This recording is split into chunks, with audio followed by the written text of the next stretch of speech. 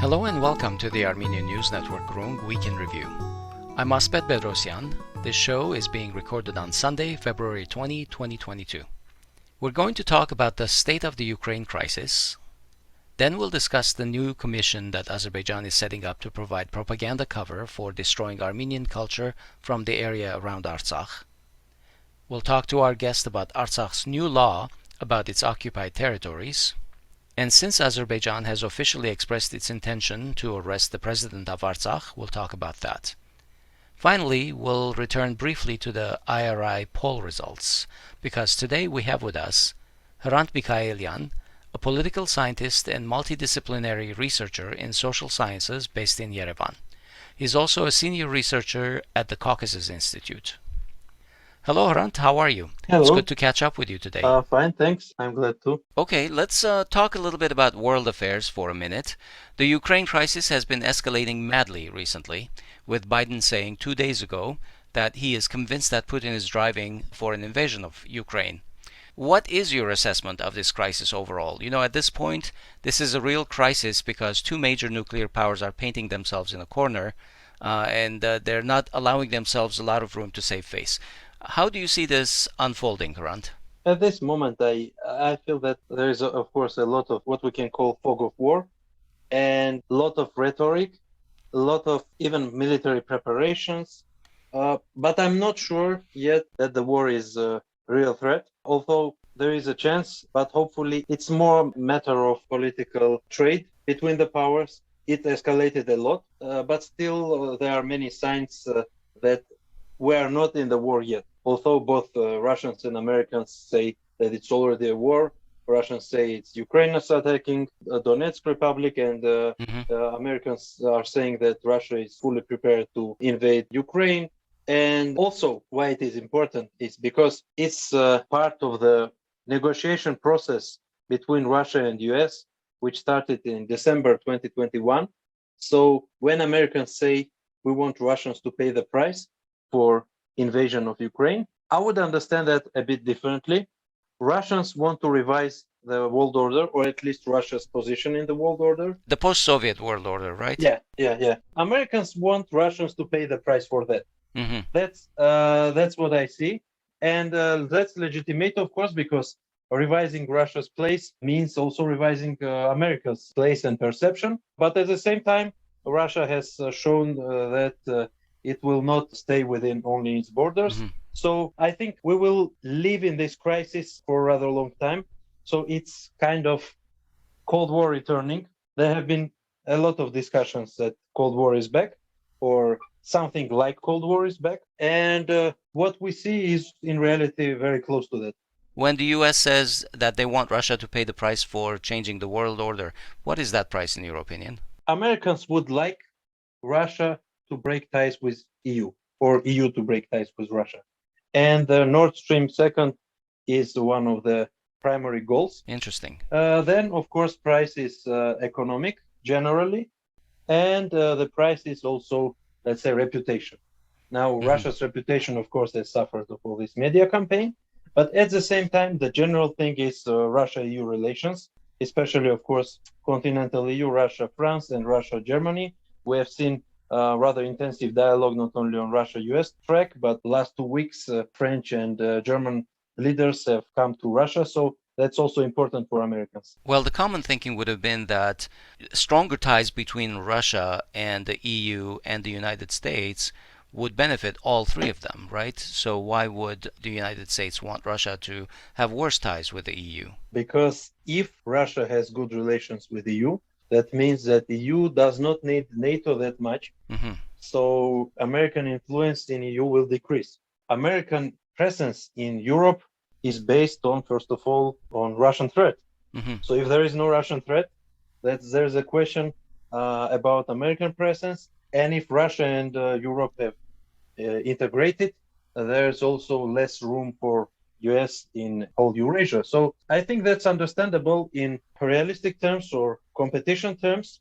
Mm-hmm. I'm not, of course, sure that this is the way Americans think, but at least based on some major analytical papers which I've read the last couple of months, that's the picture I got. How does China figure into this conflict, do you think? They have come out with strong statements backing the security concerns that Russia has expressed and said that they must be respected. Yeah, China has its own track with US, but there's another story, because if US is contradicting Russia with the institutional forces which have been established a long time ago, NATO, EU, and so on, then China is being contradicted by temporary alliances, Quad, AUKUS, and so on. So China is also feeling itself as first of all, under threat of American pressure. And on the second track, it's China is also trying to revise the world order, or at least its own place in this world order.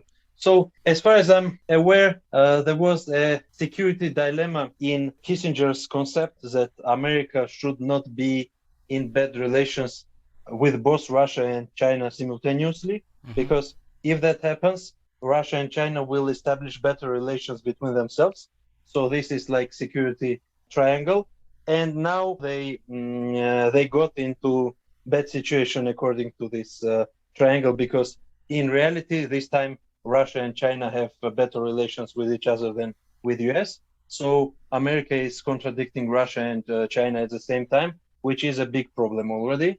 Right. So what I see is that Russians would like to have a deal with US, so that let's say Russia might sell Russia's neutrality towards China and US versus let's say Ukraine or something, or let's say Russia's some rights in post-Soviet space, some increase of influence, while Americans, from what I observe, think that they don't need Russia's neutrality or Russia's help in that. They need Russia out of this game. So they're trying to resolve Russian issue before Chinese issue. At least that is what we can see from now. But also, I would not exclude that there is also an intensive dialogue, which is not completely visible, which is, let's say, like diplomatic and back channel dialogue, which might be also reality, because it's still rather intense. Although it has a lot of public relations in that, a lot of media publications, but I'm sure there is something behind that as well. Yeah, and as we predicted, we have seen, as a matter of fact, a much stronger relationship between Russia and China. So while all this show is unfolding, from an Armenian perspective, my concern is that Russia is so busy with the Ukraine crisis and other major world affairs that if anything were to happen in the South Caucasus, to them that would be small potatoes, and Armenia might lose out in this. Do you see such a possibility? Unfortunately, yes. And from what I see is that Azerbaijan is preparing itself to be fully on all the time. So to take a chance anytime the chance might occur. Because, for example, in 2020, there was a world pandemic. They took a chance, and now they understand that their chance might be even shorter, the window of opportunity. And also, from what I could learn from their economic statistics, is that Azerbaijani economy is not going to have good shape, let's say, in next decade. So it's going to decline because of the oil, because of inability to diversify the economy. Technically, it is diversifying, but big percentage of non-oil economy is being funded by the oil economy. And also, Azerbaijan's debts are much bigger than it shows, because there are a lot of company debts which are guaranteed by the state and so on. So the economic shape is not good, which might bring authorities to the idea that they might need to gain the, let's say, legitimacy through military intervention against Armenia. And based on their statements, we can see that there is such risk, because their rhetoric is still war rhetoric, despite Armenian government is trying to de-escalate it as much as possible, sometimes even more than we would like to. But still it does not work, because there is a big failure in some of Armenian analytics to understand that, because they think it's a matter of how we perceive the issue, and if our perception changes, then Turkey's and Azerbaijani approach will change. But the thing is that Turkey and Azerbaijan are much bigger than Armenia, So in reality, Armenians' influence over their decisions, over their strategies is minor. And also, we should just know what the strategies do they have and do they revise it. So generally, they do not. And for knowing that, we need specialists and not politicized discussion. And in many ways, the discussion is even not only political but ideological. And in this kind of discussion, you will not get good understanding of what Turkey's and Azerbaijan's objectives are. Yeah, absolutely, absolutely. So, since we've moved our focus and attention to Azerbaijan, let's talk about a couple of topics we have on deck that deal with this. Earlier in the week, Azerbaijan's Minister of Culture, Anar Karimov, announced that he has set up a so-called quote-unquote commission to plan the erasure of Armenian culture from Azerbaijan's territory. They've also started systematically advancing this fake propaganda that Armenian churches are actually misappropriated Udi-Albanian apostolic churches, Arvan in Armenian. Hrant, so Armenia's Ministry of Foreign Affairs and the Ombudsman's Office have reacted to these dangerous statements, which seem to clear the path for the destruction of Armenian heritage in Azerbaijan. What are your thoughts about this? I think Armenia needs to do much more intense work on that than it is doing, because Azerbaijan was using much smaller arguments to bring it on UN agenda, Euronest agenda, and so on and so forth. Mm-hmm. Now, it's a big problem because Azerbaijan has shown a long track of doing so, of erasing Armenian heritage, especially in 2000s when they destroyed whole Armenian heritage of Nakhichevan. Right. Including about hundreds of churches and about 1600 khachkars. 1600 khachkars was the last case which took place in December 2005, but there were several other waves of destruction, so generally it was almost 10,000 khachkars initially, and then within several waves, one was in 2002, one was in 98, and so on. They destroyed it, and there is nothing left. I've seen the site from Iranian side, and in reality, there is nothing left. Now, Armenia should use all its potential on the soft power side to prevent this to happen. Because not only they are trying to Albanize Armenian heritage, which is a big issue, but not that big as what else they are doing. First of all, they are, in some cases, erasing monuments fully. And we have had this kind of cases after the war as well. Second is that they are trying to present some of the monuments as Orthodox and trying to connect them to Russian Orthodox Church, especially Shushi, Green Church of Shushi, and probably even the Cathedral of Shushi. So why are they doing so? As they have corrupted at least the Baku branch of Russian Orthodox Church, which is now supporting Baku line on Armenian heritage. So if there is a long period, several decades maybe, even Shushi under Azerbaijani occupation, and they are presenting Armenian churches as Russian, Russians will start perceiving these churches as their own. So they are trying to export conflict, Armenian-Azerbaijani conflict issues, to Armenian-Russian agenda. Right. It's not the first case, but I mean they are using this monument destruction policy in this direction as well. And whenever we get Shushi back, and we will of course restore Armenian identity of these churches, the corrupt officials of Russian church, especially in Baku, will start shouting that it's Armenian cultural aggression against Russians already, and not saying that, of course, the same will be said about Udins. So that's another track. And going back to what Armenia should do, I think we should take a chance of using whole diaspora potential. We should do much more in international organizations. Yeah. And we should revise and look at this heritage ourselves as well. Maybe create, let's say, park of these monuments in Yerevan, like small copies, and some other things. We should tell this to other people. And first of all, we should look at this heritage ourselves and learn more about it. And maybe at least we will value what we have left, at least under our control. What you said about the Baku Diocese of the Russian Church is very interesting. I hope we'd be able to work out such issues with the Patriarch of the Russian Orthodox Church in Moscow. The Baku Diocese reports to the Patriarch, right? Yeah, but also they use their caviar diplomacy and not only in Baku. They are bribing some officials in Moscow as well. Not all, of course, because there are people who are ready to accept money in Moscow. There are people who are ready to support Armenians in Moscow as well. But Azerbaijanis are working with those who are ready to accept money. Armenians are absent. And so we should do our part of job. That's what I can say. Yeah, the diaspora has definitely been working on this issue. It's a big issue for us, obviously. Baroness Cox has sounded the alarm about this issue in the UK. She's calling it a war crime, and many U.S. congressmen have expressed their solidarity with Artsakh just this past week. How is Armenia going to ensure that our heritage and cultural monuments are not destroyed, because seemingly all we have right now is world sympathy and feelings of solidarity? Is there any power that Armenia can exert to ensure preservation? Well, it's a matter of political pressure, which external world will put on Azerbaijani authorities. In reality, they are vulnerable to that pressure. So if we are able to effectively raise this issue, then Armenia can do that. Going back to Russia, there is another issue.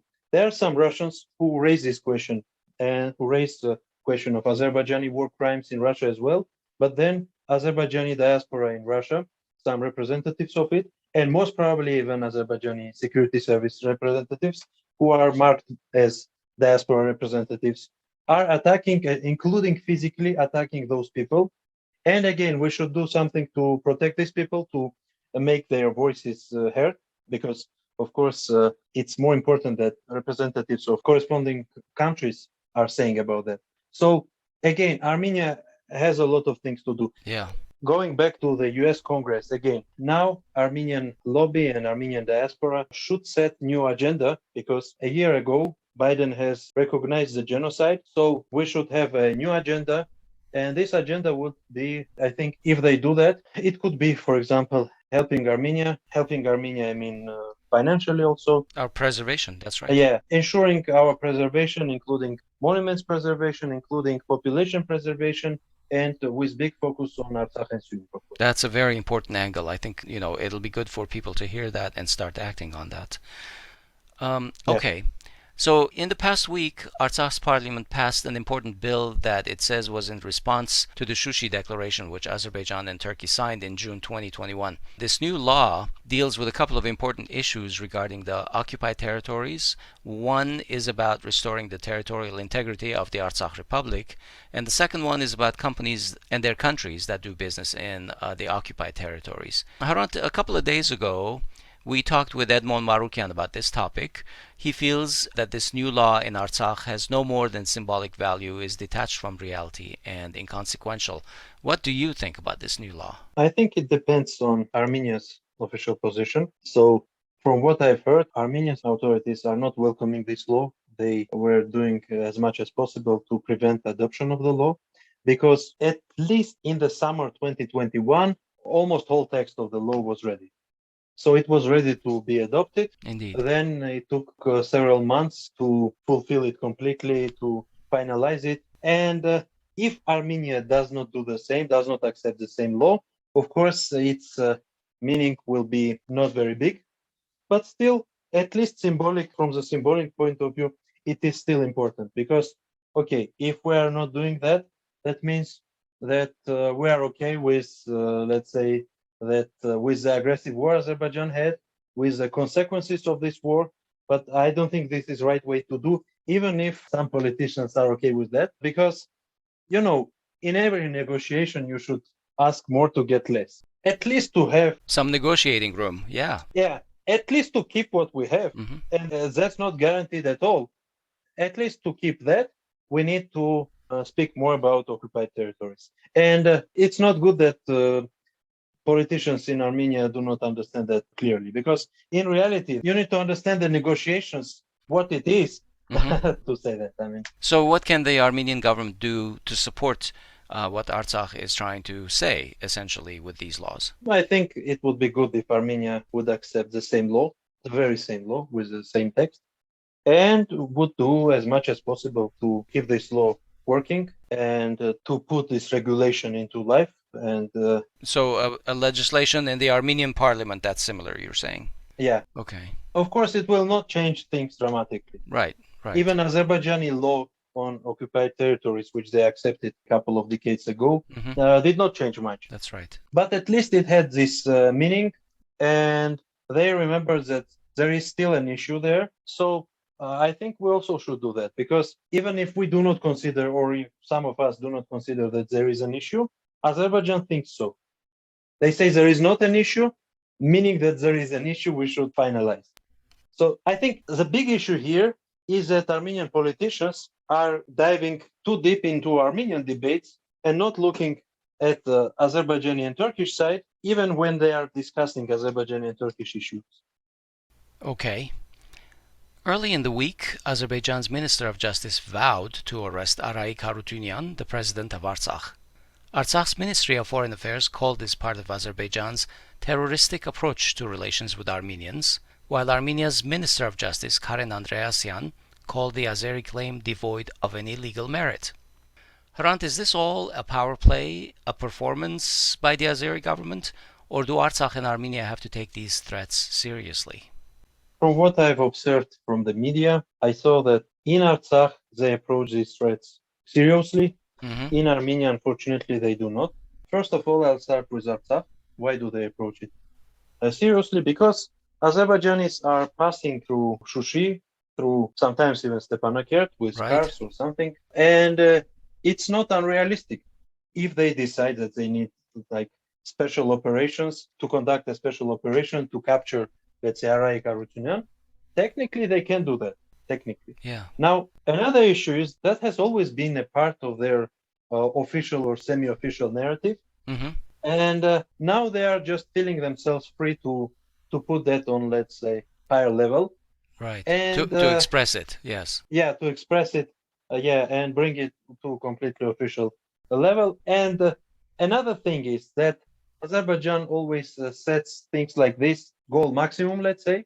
They might have minimum goal, maximum goal. So they are setting the maximum goal agenda. And if they are able, they would capture leaders of Artsakh.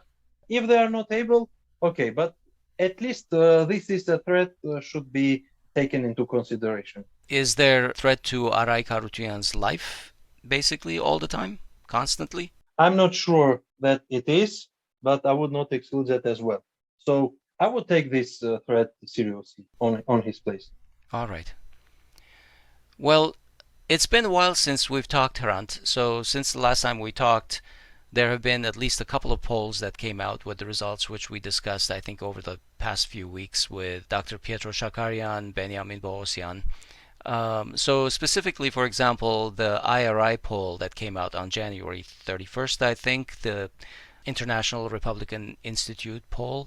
As we noted earlier in our podcast, we were talking about whether Armenia is going in the right direction or the wrong direction.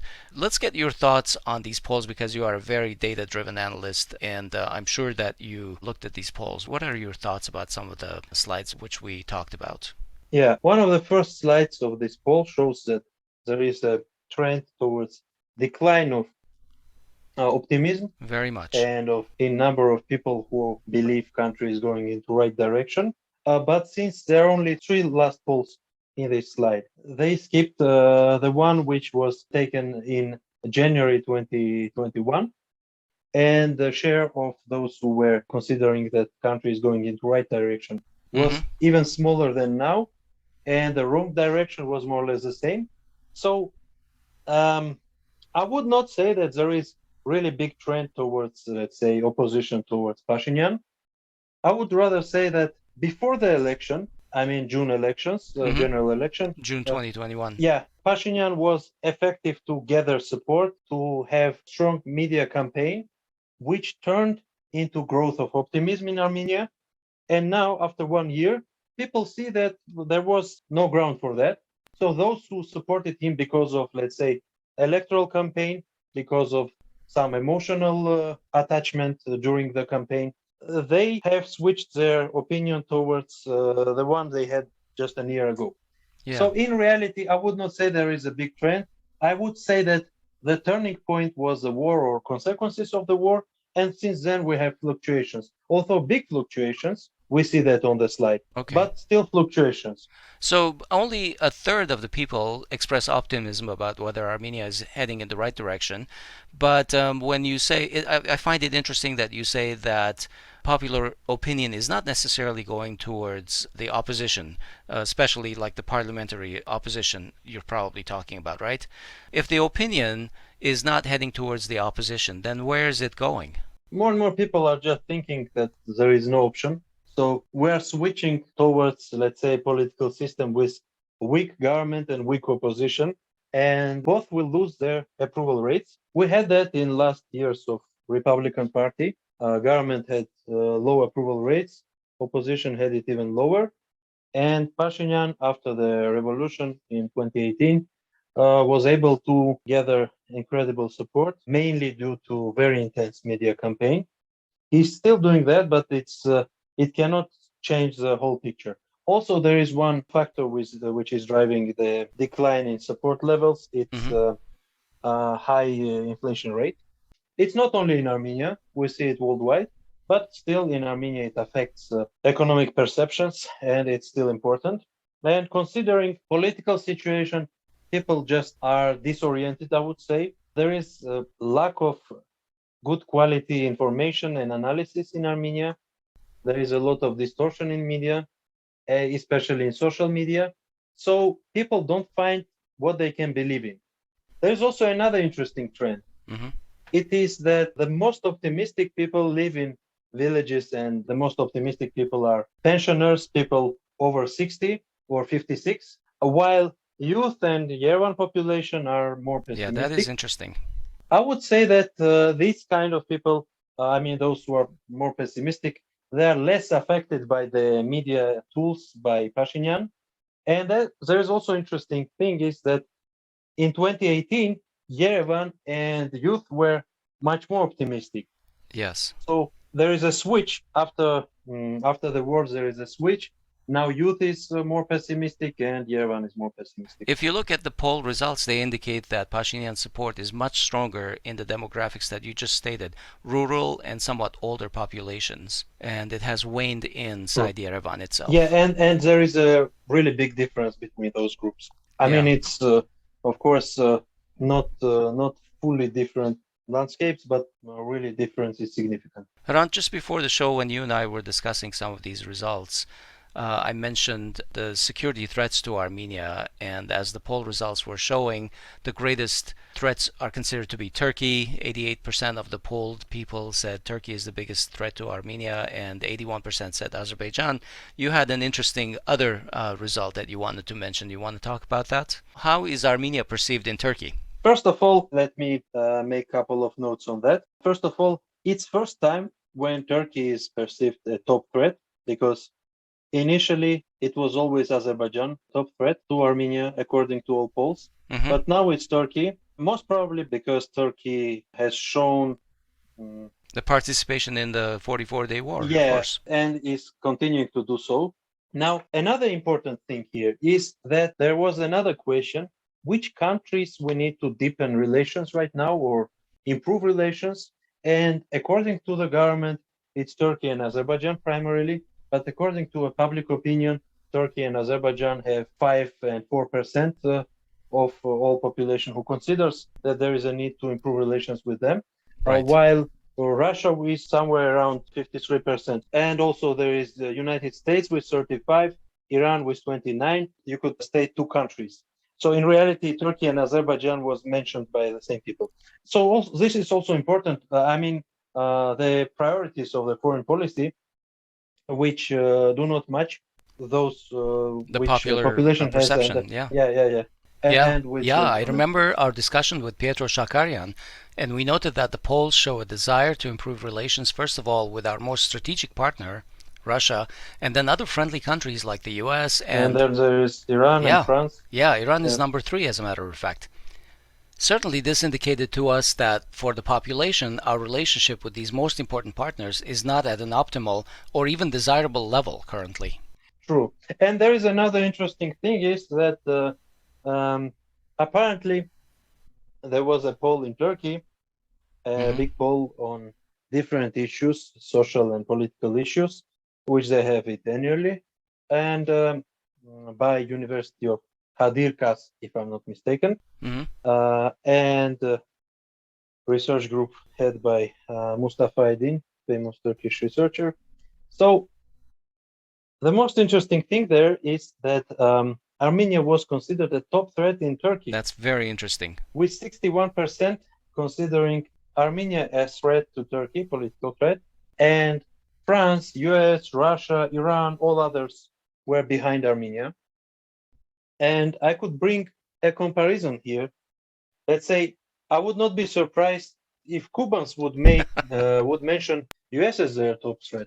But I would be really surprised Cuba if is a top Americans threat. would mention Yeah, it's Cuba very interesting as their how top an threat. 80 million country can Yeah. perceive a 3 million country as the top threat to its security. And 3 million country, especially after this war. Yes. Now, the foreign policy has fully changed. This government struggles as much as it can to improve relations with Turkey, even at Turkish rules, because they feel that this is very important as of now. But Turks do not change their opinion. Now, why? This is very important. I think that it's not that popular majority has very established ideas about what Armenia is. Rather, I think this is what their media consumption is. Although there are, of course, some people who would not change their opinion based on media. But I think those are the people who do not think Armenia is a threat to Turkey. I'm willing to bet that who are 22%. you are right. I mean, if there were polls that would go into the population and poll them, most probably people in their daily lives, they don't think about Armenia very much. Of course. And their media is small, heavily controlled by the government, so this is a government fan perception, I believe, also. Yeah, I think this is what government brings to the public discourse and the real agenda of Turkish government right now as well. So this is why it is important, because public opinion might change. Of course, government policy also might change, but unless government is changed in Turkey, unless there is significant change in government, in approaches, I don't think that will change. And this is very important, because if we consider that at some percent Turkish statements that it's because of Kelbajar they closed the border, and it's because of Karabakh issue Turkey had issues with Armenia, or because Armenia was pushing genocide agenda. Now it's all ruined, because there is no genocide agenda in Armenia right now. There is no Karabakh, let's say, as it was, and Armenian government is trying to, let's say, decrease the tensions, but the approach is even worsening in Turkey. So it's not only media perception, but it's also, let me say, a perception that they can do whatever they wish with Armenia. Right. So weaker Armenia is hated more than stronger Armenia, which is also important to know from Turkish poll. That's very interesting. And there is also a very important point in this Turkish poll. There was another question, whom you would not like or you would like to see as your neighbor. And only 9% of Turkish population mentioned that they would like or would accept Armenian as a neighbor, and some 50 to 60, somewhere, 56 or something percent of surveyed said they would not accept Armenian as a neighbor. And this number has increased during last year as well. So there is increasing intolerance towards Armenians, towards Christians, and towards some other minority and vulnerable groups in Turkey, according to these polls. So I think this is very important for us to know the real trends in Turkey right now. I agree. Well, we should have that discussion at some point about the Turkish poll results and everything. Yeah. Okay, well, all right. Thank you very much. We'll leave it at this point today, Hrant. I really appreciate you taking the time to talk to us. I'm also very thankful for setting a good agenda and for good discussion. Talk to you soon. Bye. Okay, that was our Week in Review show, and we hope it helped you catch up with some of the issues in and around Armenia from this past week. As always, we invite your feedback and your suggestions.